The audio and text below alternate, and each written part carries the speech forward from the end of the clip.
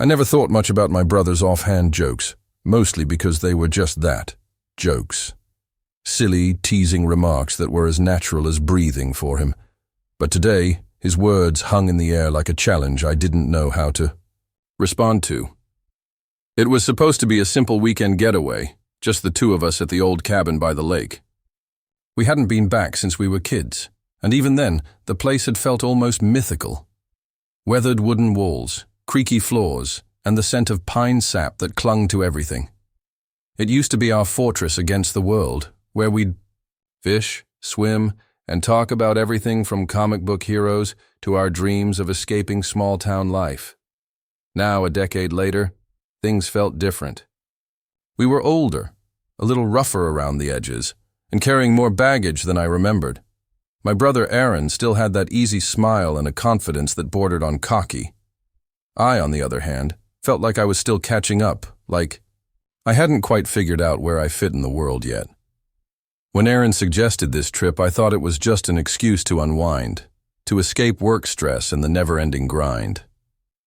But now, sitting across from him in the fading light, his earlier comment about sharing more than just space had left me staring at the lake, heart pounding for reasons I couldn't quite name.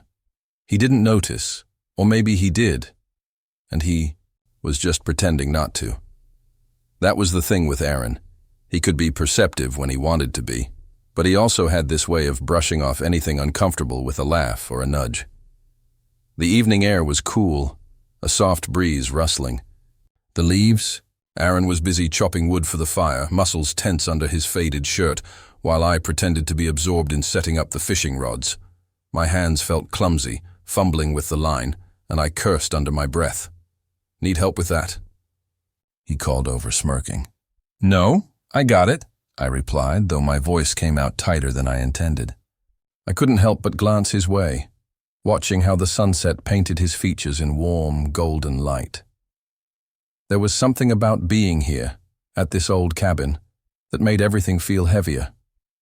The past seemed to seep from the wooden floorboards, and every glance between us held a weight that wasn't there before.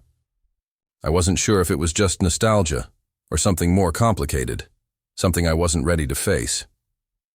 Aaron dropped the logs near the fire pit and stretched, his shirt riding up just enough to reveal a sliver of tanned skin. I turned away, forcing my focus back on the rod. A minute later, he was beside me, his hand on my shoulder, warm, steady, and too close. "Hey," he said softly, his voice different, serious in a way that made me swallow hard. "You okay?" I nodded, forcing a smile. "Yeah, just thinking." He grinned, ruffling my hair like he used to when we were kids. "Don't overthink, man. We're here to relax, remember?" Easier said than done when my thoughts were spiraling into places I didn't dare explore. The cabin had always been our little secret. When we were kids, it was where we escaped when the world felt too loud or when we just wanted to be away from everything. Our parents never much cared for the place, too rustic, too isolated. But for us, that was the whole point. It was ours.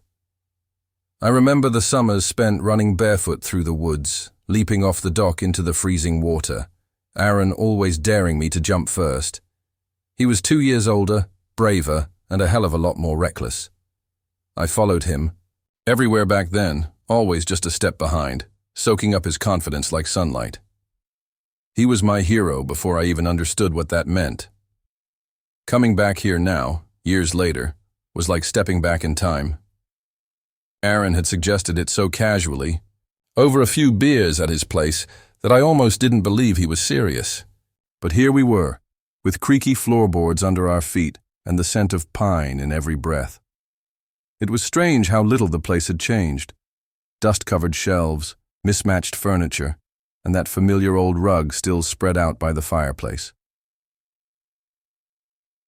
Aaron dropped his duffel bag onto the floor with a heavy thud, stretching out his arms like he was claiming the space all over again. "Still smells like old man and wet dog," he laughed, scrunching his nose. I snorted, kicking off my boots. Yeah, well, at least it's not covered in your gym socks. Small victories. He rolled his eyes, tossing a pillow at me. I caught it just before it smacked me in the face. Hey, I'm cleaner than you remember, he shot back, smirking. Doubt it. He grinned. That familiar, cocky grin that used to get him out of trouble every time. I couldn't help but smile back, the tension from earlier starting to melt away. Being here, with him, felt like slipping into an old coat, worn in all the right places, still warm and familiar. We spent the afternoon unpacking, reminiscing about stupid things we did as kids, and laughing way more than I expected. The light outside was fading, dipping behind the treetops and casting long shadows across the room. Aaron lit a fire, the crackle and pop of the wood filling the silence as the flames licked higher. So, he began, leaning back against the couch, legs stretched out like he owned the place. You remember that time you fell off the dock and cried for like an hour? I groaned. I was 7. You were 12, he corrected, grinning wider. That water was freezing, and I didn't cry. Whatever helps you sleep at night. I chucked a cushion at him, and he caught it easily, laughing. The banter was effortless, just like it always had been. But there were moments, small ones, fleeting, that caught me off guard. A touch that lingered half a second too long, the way his eyes held mine when he laughed, like he was seeing something more. I'd brush it off, force myself to laugh it away, but the feeling would linger, unsettling and sharp. Later, as the fire burned low and the moonlight filtered through the dusty windows, Aaron stretched and yawned, glancing around the cabin. So, I guess I'm on the couch? I blinked. We didn't bring any sleeping bags?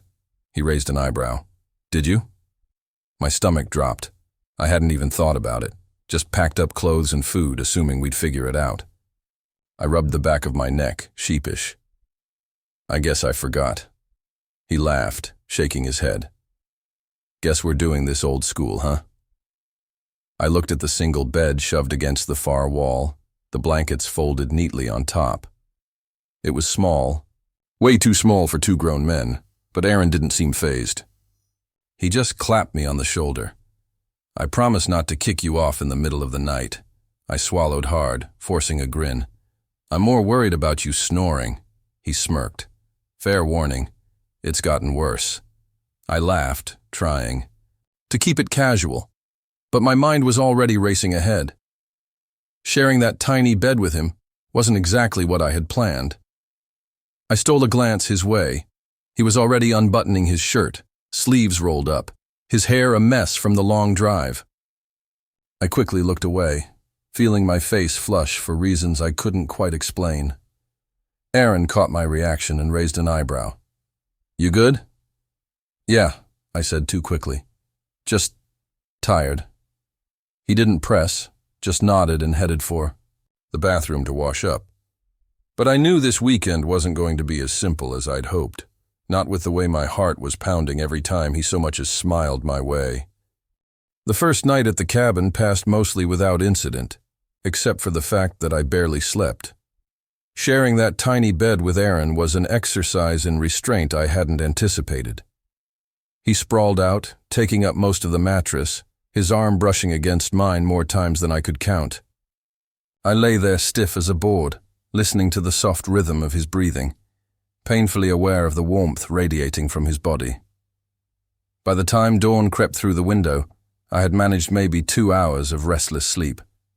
Aaron, of course, woke up looking refreshed and grinned at me like he'd had the best night's rest of his life. You always sleep that stiff, or is it just my charm? He teased, stretching until his joints popped. I rolled my eyes, throwing a pillow at him. You're lucky I didn't push you off the bed. He laughed, dodging the pillow easily. You wouldn't dare, you love me too much. He said it so casually, but the words made my stomach twist, even if I forced a laugh to cover it. The plan for the day was simple: hike up to the old trail, maybe fish at the lake if the weather held up. But as we gathered our stuff and stepped out onto the porch, the sky had other ideas. Thick gray clouds rolled in, heavy with the promise of rain. I glanced up, frowning. You think it's going to hold off? Aaron shrugged, slinging his backpack over one shoulder. Only one way to find out. We set off anyway, stubbornness overruling common sense. The trail was as overgrown as I remembered, thick with brambles and roots that snaked across the path like they owned the place. Aaron led the way, chopping through the foliage with the same careless confidence he'd always had. I followed behind, pretending not to notice the way his shirt clung to his back when he bent down to clear a path, or the way his laughter seemed louder out here, bouncing off the trees. We were almost an hour in when the sky finally broke. It was sudden, the kind of downpour that sent birds scattering and turned the trail into a muddy mess in seconds. "Shit!" Aaron yelled over the roar of rain, turning to me with water dripping from his hair. "You still got that rain jacket?" I patted my backpack, then paused. "I left it at the cabin." He stared at me for a second before bursting into laughter. "You're unbelievable." I threw my hands up. "I didn't think it was gonna rain." "Always so damn optimistic," he chuckled, unzipping his own jacket and shrugging it off. "Here." I blinked. "What?" "No, I'm not taking that." He just stepped closer, holding it out. "Don't be stubborn. You're gonna freeze." The rain pelted harder, soaking through my clothes, but I still hesitated. He rolled his eyes, moving forward until he was right in front of me, the jacket dangling between us. "Come on," he urged, his voice softer this time. I couldn't look at him as I took it, sliding it over my shoulders. It was still warm from his body, the scent of him, faint cologne, cedar, and something unmistakably him, filling my senses. "Thanks," I mumbled, zipping it up. His grin was soft, almost gentle. "You're welcome." He took a step back, shaking water from his hair. "Let's find some cover before we drown out here." We scrambled off the trail, ducking under the thick canopy of trees, but it didn't help much. Water dripped from every leaf, and the wind sent sprays of rain right into our faces. Aaron scanned the area, then pointed. "There!" A narrow path led to an old hunter's shack, half hidden by overgrown brush. It looked like it hadn't been touched in years, but at this point, neither of us cared. We bolted for it, slipping and sliding through the mud before practically crashing through the door. Inside it was dark and musty, dust coating every surface, but it was dry. Aaron slammed the door shut behind us, leaning against it with a grin. "Made it." I collapsed onto a crate, catching my breath. "Barely." He chuckled, brushing water off his arms. His shirt was plastered to his body, outlining every muscle, and I quickly looked away, pretending to fiddle with the zipper of his jacket. My heart was hammering in my chest, the echo of his laugh still ringing in my ears. Aaron glanced around the shack, wiping his hands on his soaked jeans. "Looks like we're stuck here for a bit." "Yeah," I murmured, still not looking at him. I focused on my hands instead, clenched too tightly in my lap. "Guess we are." Silence stretched between us, the only sound the steady drum of rain on the tin roof. When I finally glanced up, Aaron was staring at me, his gaze soft but unreadable.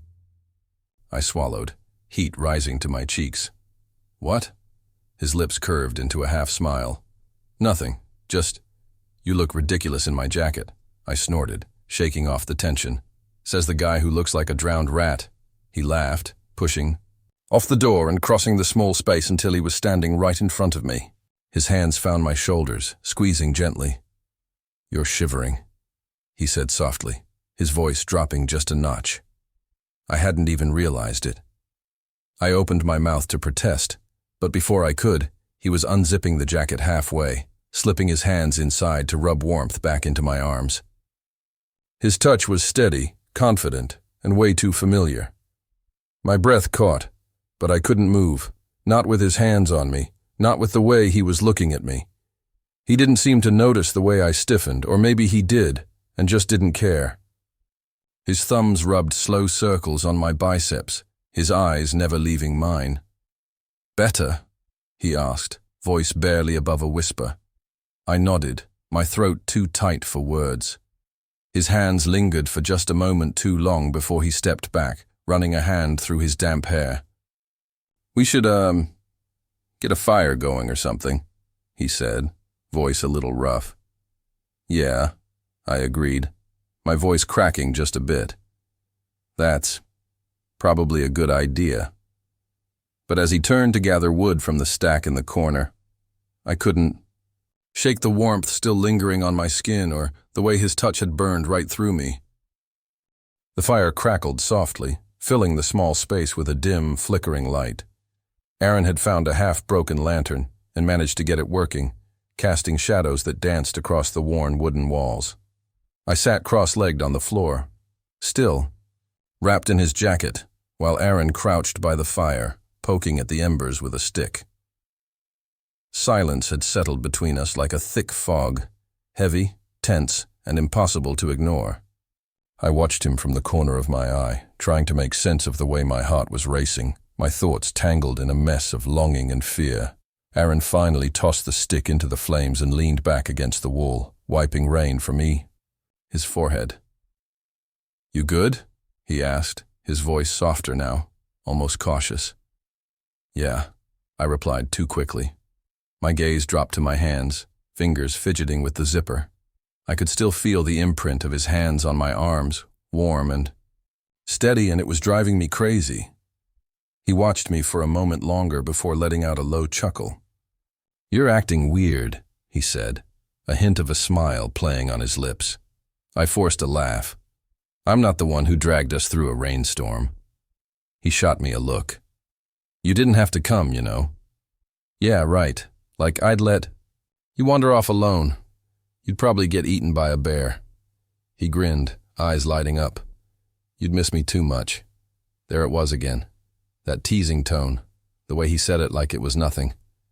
But there was something else in his eyes now, something that made my pulse stutter. I wanted to brush it off, joke like I always did, but the words wouldn't come. Instead, I just stared at him, my chest tight. The rain hammered on the roof, the wind howling through the cracks in the walls. Aaron rubbed his hands together, trying to warm up, his movement slower than usual. I swallowed, trying to find my voice. "You cold?" he shrugged, glancing at me with that lazy smirk. Little, you gonna offer me my jacket back?" I hesitated, fingers curling into the fabric. "You're the one who gave it to me," I mumbled. His smile softened. "Yeah, I guess I did." He pushed off the wall and moved closer, sinking down beside me.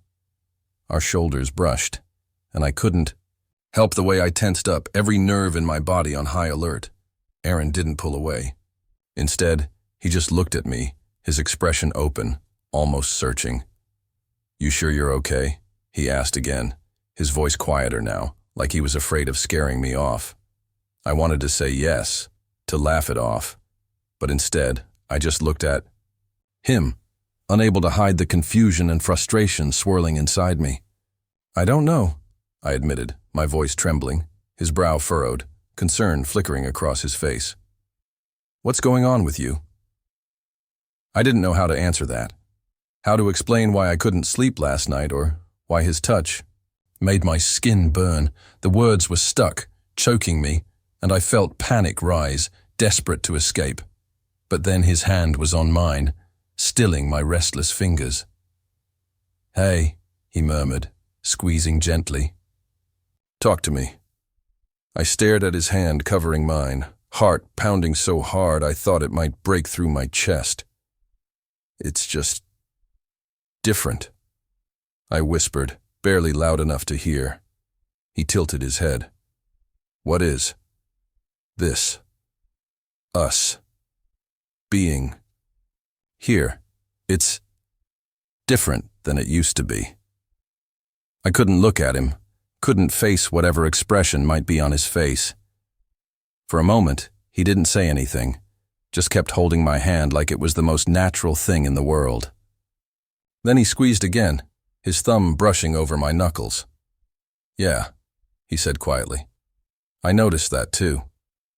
My breath caught, and I finally forced myself to look at him. His eyes were darker in the firelight, softer, and I realized with a jolt that he wasn't teasing anymore. "Aaron." He didn't let me finish, just leaned in closer, his face inches from mine. "You're not the only one who's been acting weird," he admitted, his voice rough around the edges. I thought it was just me. The way he said it, like he was afraid of how I'd react, made my heart ache. I took a shaky breath. "It's not just you," I whispered. His hand shifted, fingers interlacing with mine, and I couldn't think, couldn't breathe. "Why didn't you say something?" he asked, almost like he was scared of the answer. "Because—" I swallowed hard, forcing the words out. "I didn't want to mess this up, whatever this is." He looked at me for a long moment, like he was trying to read my thoughts. Then his other hand came up, cupping the side of my face, his thumb brushing over my cheekbone. "You're an idiot," he whispered. But there was no malice, just warmth and something that felt too much like relief. Before I could respond, he closed the distance, pressing his lips to mine. It was soft at first, almost hesitant, like he was giving me a chance to pull away. But I didn't. I couldn't. Instead, I leaned into him, the tension finally snapping like a rubber band pulled too tight. His mouth moved against mine, slow and careful, like he was afraid to break the moment. I pressed closer, my free hand sliding up to tangle in his hair, and he let out a low sound that sent a shiver down my spine. When we finally broke apart, he didn't move far, his forehead resting against mine. "You good?" he asked again. But this time his voice was softer, almost vulnerable. I nodded, unable to hide the stupid smile on my face. "Yeah, really good." His lips brushed mine again, this time with a little more confidence, like he was letting himself believe this was real. I couldn't help but laugh against his mouth, and he pulled back, raising an eyebrow. "What's so funny?" "Nothing," I said, still grinning. I've wanted to do that for a while." He chuckled, his fingers still threading through mine. "Yeah, same." We stayed like that for a while, leaning against each other, our fingers entwined, the rain still hammering the roof. For the first time since we arrived, I felt warm, really warm, like something inside me had finally settled. Aaron kissed me, again slower this time, like he had all the time in the world, and I let myself get lost in it, not caring about the storm outside or the mud caked on our clothes. Just us, finally, undeniably, real. We didn't leave the shack for a long while, not until the rain eased to a light drizzle and the sunlight began to filter through the cracks in the roof. Even then, Aaron didn't seem eager to move, his arm slung casually around my shoulders, as if it had always belonged there. I leaned into him, my head resting against his shoulder, and he traced lazy circles on my arm, his fingertips warm and familiar. "So," he said after a while, his voice soft but steady. "I guess we can't pretend anymore, huh?" I laughed, the sound muffled against his shirt. "Pretty sure that ship sailed about 3 kisses ago." He grinned, pulling back just enough to look at me, his eyes bright with something that felt a lot like happiness. 3. I'm pretty sure it was at least 4. "Oh, are we counting now?" I teased, nudging him with my shoulder. Aaron's grin grew wider. "We can if you want. I'm all for keeping track." His hand slipped down, fingers finding mine and intertwining easily, like he'd been waiting his whole life to do it. "Gotta start our record somewhere, right?" I looked down at our hands, my chest tightening with a warmth that spread right to my fingertips. "Yeah," I said quietly. "I guess we do." He squeezed my hand, and I let myself squeeze back, relishing the feeling of his skin against mine. It was easy, so much easier than I'd thought it would be, like the tension had shattered, leaving only the pieces that fit perfectly together. We sat like that for a while, the rain still tapping softly on the roof, the fire crackling in the corner. It wasn't until the light outside grew brighter that Aaron finally sighed, stretching his arms above his head. "We should probably head back before your mom sends a search party," I groaned, leaning back against the wall. "You just had to ruin it with reality, huh?" He laughed, ruffling my hair. "Hey, I'm not saying I want to leave. Just, your mom can be kind of scary." I snorted, pushing his hand away. "I'll protect you, don't worry." "Oh, really?" He raised an eyebrow, leaning in until his nose brushed mine. "And how exactly are you going to do that?" My breath caught, but I held his gaze, feeling bolder than I ever had. "I'll figure something out." He stared at me for a long moment, his smile softening. "Yeah," he murmured. "I bet you will." We finally stood, brushing the dust and dirt from our clothes. Aaron helped me shrug off his jacket, his hands lingering just a bit too long on my shoulders. When he pulled away, he met my eyes, something unspoken passing between us, an acknowledgement of everything that had just happened and the promise of more to come. We stepped outside, the rain now a light mist, sunlight cutting through the clouds and dappling the forest floor with soft golden light. Aaron grabbed my hand again, like it was the most natural thing in the world, and we walked back toward the trail, neither of us in any hurry. After a few minutes of silence, he cleared his throat. "So, what happens now?" I glanced at him. His eyes fixed on the path ahead, brow furrowed like he was scared of the answer. I squeezed his hand. "We figure it out," I replied, the certainty in my own voice surprising even me. "We take it one step at a time." Aaron looked at me, his smile small but genuine. "You're not scared?" I swallowed, considering the question. "I mean, yeah, a little, but I'm more scared of pretending nothing happened." His hand tightened around mine. "Good. Me too." We walked in silence for a while longer, the sound of our footsteps mingling with the soft patter of rain. It felt different, lighter somehow, like I didn't have to keep every thought and feeling locked away. I glanced at him, catching the way his gaze softened when he looked at me, and I felt a rush of something I couldn't quite name.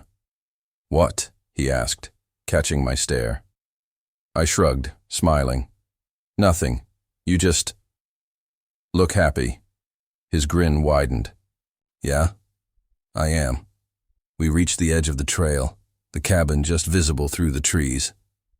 Aaron stopped, tugging me back so I faced him. "You know this. Us. It's not going to be easy, right?" I nodded, my heart pounding. "I know." He hesitated, his thumb brushing over the back of my hand. "But you still want to try?" I didn't even have to think about it. "Yeah, I do." Aaron's smile grew, slow and sure.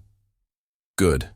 He leaned in, pressing a soft, lingering kiss to my forehead before pulling back. "Because I'm not planning on going anywhere." I swallowed hard, my chest aching with something that felt a lot like relief. Me neither. We stood there for another moment, our fingers still entwined, the mist swirling around us like something out of a dream. I squeezed his hand one last time before nodding toward the cabin. "We should get back before someone gets suspicious." Aaron chuckled, squeezing back. "Lead the way." And I did, this time with his hand firmly in mine, the warmth of his grip grounding me, steadying me, and I knew that no matter what came next, we'd figure it out, together. The rain had finally stopped by the time we made it back to the cabin, sunlight spilling through the clouds in long, golden streaks. The world looked freshly washed, everything brighter and more alive than I'd ever seen it. Aaron's hand stayed, wrapped around mine, our fingers laced together as we stepped up to the porch, neither of us in any hurry to let go. We paused at the door, the familiar creak of the wood under our feet grounding me back to reality. Aaron squeezed my hand, glancing back toward the trail we'd just emerged from. "Can't believe we made it back in one piece," he joked, but his voice was softer, eyes still shining with that lingering warmth. I raised an eyebrow, You mean you can't believe I didn't get us lost? He chuckled, bumping his shoulder against mine. Guess you're good for something after all. I rolled my eyes, but the grin tugging at my lips refused to be suppressed.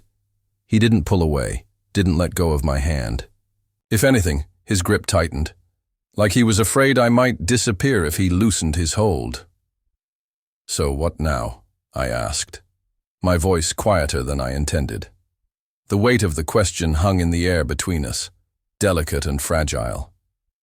Aaron looked at me, his expression softening. Now? He echoed, as if testing the word. Now I'm gonna do this. Before I could ask what he meant, he took my other hand, pulling me closer until the space between us vanished. He leaned in slowly, his eyes never leaving mine, and pressed his lips to my forehead, a gentle, lingering kiss that sent warmth flooding through my entire body. When he pulled back, his gaze held steady, unflinching. "That's my promise," he murmured, my breath hitched. "Promise to not hide it anymore. Not from you, not from me." His thumb brushed over my knuckles. "I want this, whatever it is. I want it." Something inside me eased, the tension I'd been carrying for what felt like forever finally melting away. I squeezed his hands, meeting, his gaze head-on. "Me too," I whispered, the words coming easier than I expected. "I want it too." Aaron smiled, wide and unrestrained, and it was the most genuine expression I'd ever seen on him. It was like watching the sunrise, bright, hopeful, inevitable. He let out a slow breath, his shoulders relaxing. "Good, because I don't plan on letting you go." I swallowed hard, nodding even though I didn't trust my voice to work. We stood there for a moment longer, the world quiet around us, like everything had paused just to let this moment happen. Finally, I cleared my throat, glancing back at the cabin. "So, you want to go inside?" Aaron smirked, giving my hands one last squeeze before letting go. "Only if you promise not to hog all the blankets again." "That was one time," I groaned, pushing the door open. "Once was enough," he shot back, his voice full of that familiar, teasing warmth. He followed me inside, the door creaking shut behind us, and I couldn't help the smile that spread across my face. It felt like the start of something real, something lasting. As we stepped into the living room, I grabbed a worn throw blanket off the couch and tossed it at him. He caught it with a laugh, eyes bright. "Guess I'll be keeping." "This then," I rolled my eyes, flopping onto the couch. "You can try." He settled beside me, close enough that our legs touched, the blanket spread over both of us. For a while, we just sat there, the rain still dripping softly outside, the fire still crackling in the hearth. His hand found mine under the blanket. Fingers intertwining easily, Aaron looked over at me, his expression softening. "You know this is just the beginning, right?" I met his gaze, the weight of his words settling warmly in my chest. "Yeah," I said quietly. "I know." He smiled, and I felt it, the certainty of it, the promise. Whatever came next, whatever we'd have to figure out, we'd do it together. And somehow, sitting there on that old, creaking couch with his hand wrapped in mine, it felt like the start of everything I'd been waiting for.